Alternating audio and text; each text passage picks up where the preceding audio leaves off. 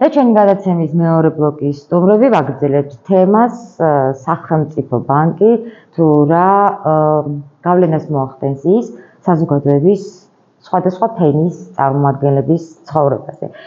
ბატონი გიორგი ხმელიძე და ქალბატონი მირანდა მენაბდიშვილი.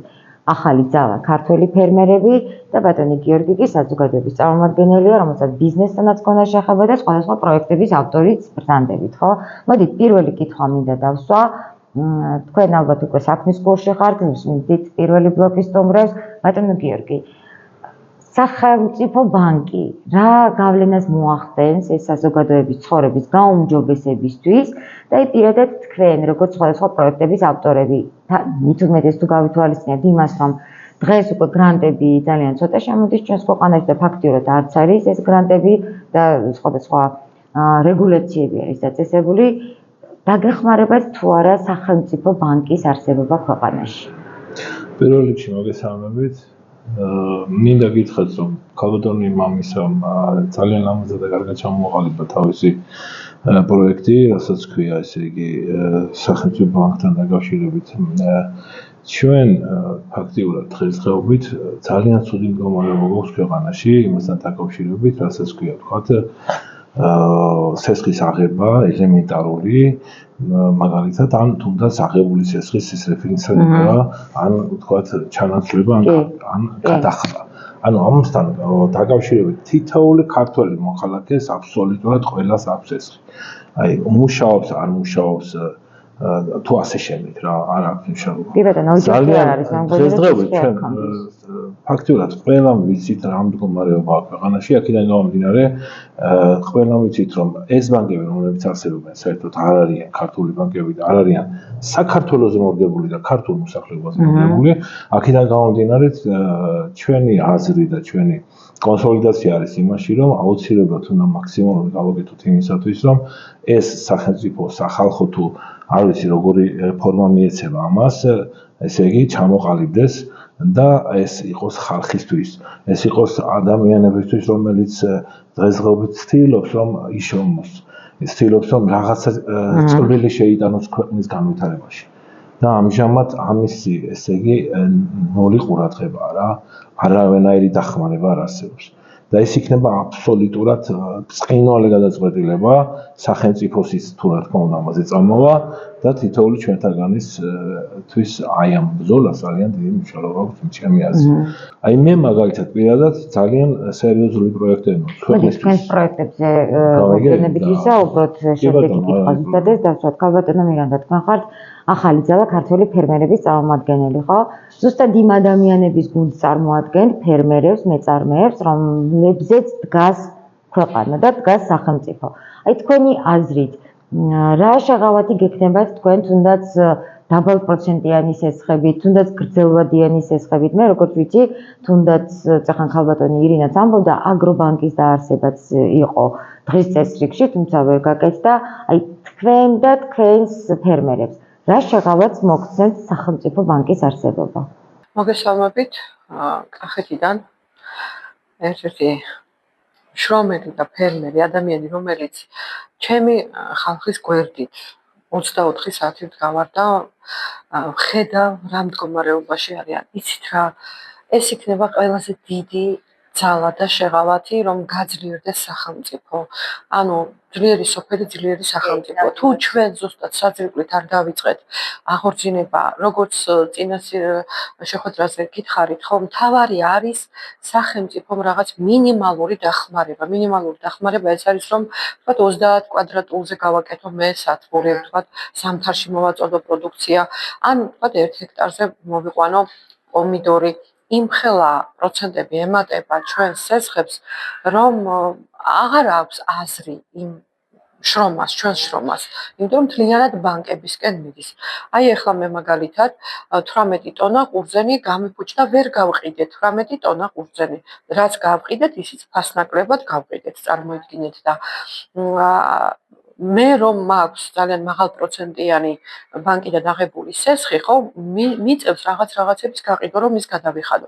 თუ კი ეს ასე არ იქნებოდა, იმ ზარალსაც რაღაც ზარალი ეს არის დაისეთყვა, განადგურებულია, დღესაც დაისეთყვა გახედი. წარმოიდგინეთ, იმ ადამიანებმა, რომლებსაც 45%-იანი სესხი აქვს, აი რა უნდა გააკეთონ, რითი უნდა იარსებონ. ეს იქნება ყველაზე მნიშვნელოვანი ნაბიჯი სახელმწიფოსგან, თუ კი ეს შესაძლებელი იქნება, რომ შეიქმნას ის დოვლათი, ის რაც ჩვენ გვჭირდება. საკვები ქართული პროდუქცია გვჭირდება, საქართველოს ამით აღურცინდება, რომ არ გაიყიდოს მიწები და მე ფერმერს ვქონდეს საშუალება, რომ მოვიყვანო. იქ ბევრი მოგებაზე არ არის საუბარი, აქ იმხელა პროცენტებია, რომ აზრი არ აქვს, მე მოვთხოვნო და პომიდორი მოვიყვანო, იმიტომ რომ ბანკს იმდენი ჭირდება. მიწების გამოსყიდვაზეც იყო საუბარი და ერთ-ერთ მიზნად ზუსტად სახელმწიფო ბანკის ეს არის ჩაწერილი, რომ მიწა არ დაკარგოს და იყოს გამოსყიდული. ბატონო გიორგი, თქვენ წერხან თქვით, რომ სხვადასხვა პროექტებზე მუშაობთ. აი რა პროექტებია ეს და რამდენად გაქვთ დაუშვათ ხელშეწყობა იგივე გრანტების კუთხით, იგივე სახელმწიფოს კუთხით, იგივე სხვადასხვა ორგანიზაციების კუთხით, რომლებიც გრანტებს აფინანსებენ? აგისნით ახლა ისიც როგორი სიტუაცია, ანუ ფაქტიურად რაც მე პროექტები გამოჩნია, არის ყველაფერი მორგებული ჩვენს ქვეყანას. და უცილებლობაზე იმაზე, რომ აი რაღაცნაირად ამინდი შეიცვალოს უკეთესობისკენ. ანუ ერთი პროექტი, რომელსაც ახლა მოგახსენებთ, გეტყვით, არის ესეთი, რომ ესე იგი დღესდღეობით მთელი ქალაქი არის საშინელი გადატვირთული მანქანებით. ავტომობილების ესე იგი უაზროდ, აი უსაზღვროდ რაოდენობა მოძრაობს ქალაქში, ფაქტიურად გამოდის, რომ აი კოლაფსია დილიდან საღამომდე, ღამის 3 საათამდე ალბათ რა ვიცი, რომ პიკის საათი არ არსებობს, პიკის საათი. საშინელი მდგომარეობა. მე მაქვს პროექტი, რომელიც ფაქტიურად ამ ძველ ავტომობილებს, ესე იგი, გამოანთავისუფლებს უმტკივნეულოდ. მე მივხვდით? უმტკივნეულო რას ქვია ხა? ადამიანი, რომელსაც ყავს თავისი ავტომობილი, ხომ თუ გინდას 98-იანი არის, არა, იმითაც რაღაცას აკეთებს, ხო? ელემენტარული ოჯახს არჩევს. აი ხა დღესდღეობით რომ ქვეყანაში გამოცხადა 2020 წლით ავტომობილი არ უნდა შემოვიდეს, ეს ახლა ამ ადამიანისთვის არის ძალიან დიდი დაწვა, ხო? ძალიან. და არა მარტო ამ ადამიანისთვის, მე ხა ყველაზე პატარა მიზერული ის მოვიყვანე, ხო? ანუ 2020 წლის ქვევით ყველა ადამიანისთვის დაკმაყოფილდეს, ხო? მაგრამ მთლიანობაში ჩვენ რას ვღებულობთ? მანქანები მაინც შემოდის. ამ მანქანებს მაინც განბაჟებას, ესე იგი, ახდევინებენ მაღალს. და ვისაც თავისი ინტერესი აქვს, რომ მაგალითად იყიდოს BMW, მაინც იყიდოს იმ BMW-ს, რაღაც მოდელ მარკას, ხო? გამიგეთ და ანუ ფაქტიურად სახელმწიფოში შემოდის რაღაც თანხები, მაგრამ ქვეყანაში, ანუ უბრალოდ დედაქალაქში საშინელი მდგომარეობაა. და აი ამის განტვირთვა შემიძლია გავაკეთო, გამიგეთ რა ხდება? და ამას არავინ არ მისმენს რა, უბრალოდ. არცეთი ბანკი არ მისმენს, არ აინტერესებთ იმათ რა. რატომ არ მიმართეთ დაუშვათ ტრანსპორტის მინისტროს, მერიას, ყველგან ვიყავი, ყველგან ვისაუბრე. რა თქმა უნდა, ხეზე ასვლას ვერავის ვერ ვასწავლი, იმიტომ რომ ყოველად ცდილობს, რომ რაღაცა გამოგვიძეს და ყველასაც წაგართვას, გამიგეთ? ელემენტარულია რა. მე ბანკს ვთავაზობ, აი ბიბლიზინგისთან მაგალითად ვიყავი, გენერალურ დირექტორსაც შეხვდი, მოადგილესაც შეხვდი.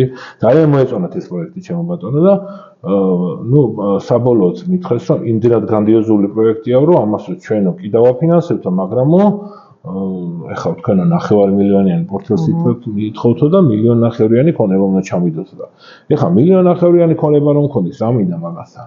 ხო, რა თქმა უნდა. ხო, ელემენტარულია.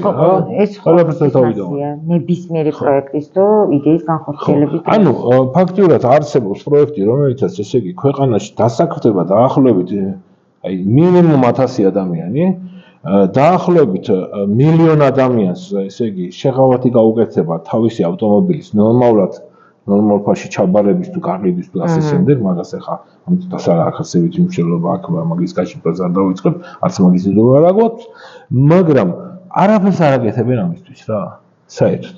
და აი ზუსტად აი ეს ბანკი, რომელ ბანკზეც ახლა საუბრობთ, უკვე მეორე ბლოკია, ხო, ფაქტიურად მოგცეს ამის შესაძლებლობას, რომ ხელი შეგვიწყოს ჩვენნაირ ხალხს და ჩემნაირი მე ვინა ვარ, მე საერთოდ 0.1%-იც არა ვარ იმისა, რამდენი ჭკვიანი ადამიანია საქართველოში და რამდენი უაღრესად დიდი პროექტები აქვს ადამიანებს, რომლებიც საერთოდ არავინ არ აქცევს ყურადღებას რა. ეს შემოდებულია თაროზე. წლების მანძილზე, ხო? აი მეორე პროექტი მაქვს მაგალითად სანადირო ტურისტთან დაკავშირებით. დღეს ხედავთ რომ საქართველოში ეს სასწაულად გავსებულია ტურისტები. კი.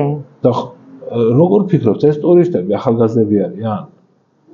აი თქვენ ყველაზე კი არის. არა, უფრო უმეტესი არის მოხუცები. თუ დააკვირდებით. 50 წელს გადასრულებული. ეს იცით რას ნიშნავს? ეს ნიშნავს კაპიკებს, რომელიც შემოდის ქვეყანაში. აჰა. გამიგეთ? ანუ ახალგაზრდა ტურისტი შემოდის თუ ხარჯავს $1000, მაგალითად, ის $100-საც არ ხარჯავს დღეში და კაპიკებს ითხოვს. გამიგეთ? ეს არ არის ტურისტი, ამას თვალს ჩვენ გვაჩვენები რომ ტურისტია. ამას არ არის ტურისტი. აი მონადირე ტურისტი $15,000 იხდის. ანუ დღეს რომ ჩვენ 1000 მოხუცი ტურისტი გვყავს ყველა დღე 10 ტურისტი რომ შემოიყვანოს მონადირე იმას იგივეს შემოგიტანს რასაც 1000 ეს სამონადირეო ტურიზმი სხვა ქვეყნებში არის უკვე აპრობირებული. რას ლაპარაკობთ თელი სოფლიო მაღაზია მუშაობს და მაღაზია ჩვენ მწყე გვაქვს და ჩვენ ბუნება გვაქვს ტურიზმის სააგენტოს რომელიც ერთ-ერთი პირველი ფუძემდებელი ვიყავი სამონადირო ტურიზმის პიონერი და არ დამაყენეს. ასევე არის მთაში დაბრუნების ხალხის აი ჩვენი ქართველობის რომელიც არიან დღესდღეობით მაქსიმალურად რო სოფლების თანამედროვე ყველა მეცადა მთელმა მსოფლიო მეცადა რომ ესე იგი ვინც ჩვენს ირგვლივ ტრიალებს შეისწავლოს ჩვენი ისტორია და ისწავლეს და ნახეს რომ მინ გადაარჩინა საქართველოს თამ და თავს დაგვესხენ თამ გადაგვარჩინა სისხლი ახალი თამ მოგცამ თამ უნდა გავანადგუროთ გესმის და მიადგეს თავს და თაში არავინ აღარ დაგვიტოვეს დაცლილი სოფლების რიცხვი კოლოსალურად ბევრია დაახლოებით 4000 სოფელი მარტო თიანეთის რაიონში აღარ არსებობს. აგვილია პირისაგან მიწის და დარჩენილია მარტო ნასახლარები და მარტო სიმღერები ღა შეგვჭა ჩვენ. გამიგედა? აი ამას აქვს ძალიან დიდი მნიშვნელობა და მე შემეძლია რომ აი ამ ბანკის დახმარებით, რომელ ბანკზე საუბარი, ესე იგი გავაკეთო ისე რომ 1000 სოფელი გამოვაცოცხლო. სწორედ სახელმწიფოს პრეროგატივაა და სახელმწიფო უნდა იყოს ზუსტად დაინტერესებული აი ასეთი საკითხებით, რომ აი თქვენისგან ადამიანებს გვერდით დაუდგეს. ქალბატონო მირანდა, აი ზუსტად ხალბატონი გიორგი საუბრობდა მანქანებზე და მე წინა გადაცემაშიც, როდესაც ავტოიმპორტიორები ყავდნენ სწორად ვთქვი, რომ აი იგივე მანქანები, როდესაც აკრძალეს და ეს სოფლიდან გლეხი რო ჩამოდიოდა ქალაქში დაუშვათ, იმ მანქანით ჩამოქონდა ეს მოდი კარტოფილი ავიღოთ. და როდესაც კარტოფილი სხვაგან ღირდა 2 და 80, 3 და 20, ის თავისი მანქანით ჩამოტანილ კარტოფილს ყიდდა ლარი და 70-ად, ხო? რა თქმა უნდა, ამით სარგებლობდით ჩვენნაირი მოქალაქეები, რომლებიც მართლა ჯიბეზე ვართ მორგებულები და ვუყურებთ ფასებს, სამწუხაროდ და არა ხარისხს. აი ახლა, აი როგორ ფიქრობთ, თუნდაც რომ შეიცვალოს მიდგომა, რომ შეიცვალოს სახელმწიფოებრივი ხედვა და გაკეთდა ეს სახალხო სახელმწიფო ბანკი. თუ ექნება ჩვეულებრივ, შეიძლება არ იყოს ის მეწარმე და დიდი ფერმერი, არამედ იყოს უბრალოდ მეორნე. იმათ თუ ექნებათ შეღავათი. რა თქმა უნდა, სახელმწიფო ბანკები ყველანაირად ასწავლენ წინ ფერმერს, იმიტომ რომ ყველა ფერმერს არ აქვს ამის საშუალება, თუნდაც ავიღოთ რომ მუშახელის დაყვანა ფენაში, ან ბენახიდან მე იმ პროდუქციის ამოტანა, ეს ხელშეწყობა ძალიან დასწევს ფასებს, ხელმისაწვდომი გახდება მომხმარებლისთვის, იმიტომ რომ ძალიან ბევრი ადამიანი შეიძლება მე უკვე დღეს ინტერნეტში ბევრი რამ კეთდება, ლოკაციებს რაღაცას თავისას დათვალა, თქვა კვირაში ერთხელ ჩამოიტანეს საკუთარ პროდუქციას, იმაზე მეტადაც გაყიდიან, ვიდრე რომ დაუხერხებელი მაღაზიები ამბობენ და ჩვენც დაეუფლებიან და სთავაზობენ და თქვენ მომხმარებლებით შეიძლება იმაზე ბევრად ნაკლებად, ვიდრე მაგალითად და ფასის ვარდნად შეიძლება ამან ყველაფერმა გამოიწვიოს, ხო?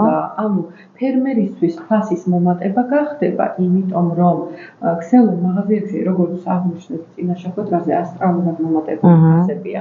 ანუ მე როდესაც ვარ ნახევრად ყიდილი და ქსელურ მაღაზია ყიდი და 4 და 80, ხო? მე უკვე მოტანილს 2 ლარად გავყიდი. ეს 4 და 80 არ არის, ხო? ეს ზუსტად ეს თქვენ რო თქვით ადრე რაღაც მაღაზია, რომელიც ქართული პროდუქტი გაიყიდება, შესაძლებელი არის აი ამ სახელმწიფო ბანკისგან იმდენად იყოს დაფინანსებული და იმდენად დაბალი იყოს, რომ აი ეს პრობლემაც კი მოგვარდეს. მე ვფიქრობ, რომ ეს მაღაზია უცოტა უნდა მეტად ავიტაცოთ ყველა მერტ. ბოლო კითხვა მინდა დასვა, ისაუბრეთ და ბევრი შეჯერდით ყველასთან რომ აუცილებელია მნიშვნელოვანი საკითხია, მაგრამ მივედით ერთ პრობლემამდე, როგორ უნდა მივიდეს ეს საკითხი ხალხის დიდ მასამდე და როგორ უნდა აიძულოს ხალხმა ხელისუფლება რომ წამოვიდეს შეხვედრაზე და გამოიჩინოს კეთილი ნება და დაარსდეს და შეიქმნას ეს სახელმწიფო პარტია. როგორ ფიქრობთ, აი როგორ შეიძლება საზოგადოების დიდ ნაწილთან კომუნიკაცია? ფიქრობ, აი ესეთი შეხვედრები ინტერნეტ სივრცე, ყველა დონის, ანუ სათითაოდ შეგვიძლია ყველა ადამიანმა, ვინც ამ მოწოდების სიმაღლეზე დგას, საკუთარი Facebook გვერდებიდანაც ხმა მოვიღოთ რა. აი დუმილი გვაქვს, ყველაზე ცუდი, რასაც მე ვხედავ დღეს საზოგადოება დუმს ყველაფერზე, თუნდაც ავტომობილები რა მდგომარეობაშია, დედაქალაქი, თუნდაც არაჯანსაღი პროდუქცია. როდესაც შეგვიძლია რომ სახელმწიფო ავირჩიეთ ჩვენ იმიტომ, რომ მთავრობა იმიტომ ავირჩიეთ, რომ ქვეყანას მიხედოს და რატომ არ უნდა მოვთხოვოთ მათ ჩვენ, რომ დაგვეხმარონ, მოგხედონ ჩვენი არჩეულმა ხალხმა და დაალაგდეს კარგად ყველაფერი, რომ ადამიანებმა ვიცხოვროთ ლამაზ და კარგად ჩვენ უნდა მოვთხოვოთ, იმიტომ რომ საზოგადოებამ დაიქირავა. ყველა მთავრობა არის დაქირავებული და სამწუხაროდ ყველას გონია, რომ ყველაფერი არის მუდმივი. მთავრობები მიდიან და მოდიან და ჩვენ ხალხი ვრჩევით. თქვენ როგორ მიგაჩნიათ ბატონო გიორგი, აი თქვენი აი ამ ცხოვრებისეული მაგალითებიდან გამომდინარე, როგორ უნდა მოხდეს გაერთიანება და როგორ უნდა გაიძულოთ მთავრობას გამოიჩინოს კეთილი ნება, რომ თუნდაც ერთ საკითხზე მაინც მოусმინოს, აი თქვენ იმდენი პროექტები ჩამოთვალეთ და ამბობთ, რომ არ მისმენენ, ანუ კომუნიკაცია არ არის. ხიდია ჩატეხილი ხელისუფლებას, შესაბამის სტრუქტურებს და საზოგადოებას შორის. აი როგორ გესახებათ ამ ხიდის აღდგენა და საზოგადოების მობილიზაცია? მე უფრო ვფიქრობ, რომ ნდობაა დაკარგული. ამიგეთ, როცა ადამიანებს ვინმეს მიმართ რომ ეკარგება, მე უკვე საერთოდ სრული აღარ აქვს მასთან საუბარი. თუ ჩვენ დღეს გავითვალისწინებთ იმას, რომ საქართველოში ესეთი მდგომარეობა, რომ ადამიანებს ნდობა დაკარგული და ნახევარი მოსახლეობისა ესე გასულია ქვეყნიდან და ემიგრაციაში იმყოფება. ხო, აი ამ საუბარზე უკვე ფაქტიურად ყველა ფიქრობს, რომ აზრი არ აქვს. აი, როცა ამდენი ადამიანია, ყველას ნამდვილად ყველას გულისხმობ, უკვე აქ ჩვენ 2-ზე, თქვენ 3-ზე ან 10-ზე არ არის საუბარი. აი, საზოგადოების 99% 9/10 ფიქრობს, რომ აზრი არ აქვს თაობას. თუ ჩვენი მთავრობა ესე გამოიჩენს კეთილ ნებას, ამიგეთ და დაიწყებს გადადგმას, ესე იგი ნაბიჯების ეროვნული ხელისუფლების ამპლუაში, რომ არა ისე რომ ვიღაცას ესე იგი უნდოდეს მაგალითად ჩოხა ჩაიცოს და ქართველი გახდეს. ამიგეთ საქმით უნდა დაამტკიცონ, ამიგეთ. აი მე ხეზე ასვლას ვერავის ვერ ვასწავლი. განა არ ვასწავლი. ვერ ვასწავლი, იმიტომ რომ ესმე ჩემ ბეჭებზე გადავიტანე, გასმი? და როცა ჩემ ბეჭებზე გადავიტანე, მე რასაც ზუსტად ვიცი, როგორ გავაკეთებ, ისე ვერავინ ვერ გავა. მოდი, თავარ კითხვას დავუბრუნდეთ, როგორ უნდა დავძლიოთ ეს ნიჰილიზმი საზოგადოებაში და თუნდაც ერთი იდეის გარშემო, როგორ უნდა მოხდეს საზოგადოების გაერთიანება. სიყვარული დაკარგულია. თუ სიყვარული ექნებათ, დაღუდგებათ და დაიბრუნებენ, არა, მე ყოველთვის მოხარული ვიქნები, იმიტომ რომ ჩემთვის საერთოდ არ აქვს მნიშვნელობა ვინ იქნება მთავრობაში, ვინ იქნება პრეზიდენტი თუ პრემიერ-მინისტრი. არ არსებობს გამოვლილი მდგომარეობა, მთავარი არის კეთილი ნება გამოიჩინოს და მართალი ბრძანდებით არანაირი მნიშვნელობა არ აქვს იგზევით სახელს და გვარს. მადლობა იმისთვის, რომ იყავით ჩვენი სტუმრები და ახლა კი მესამე ბლოკში მინდა ეს ყველაფერი შეაჯეროს ისტორიკოსმა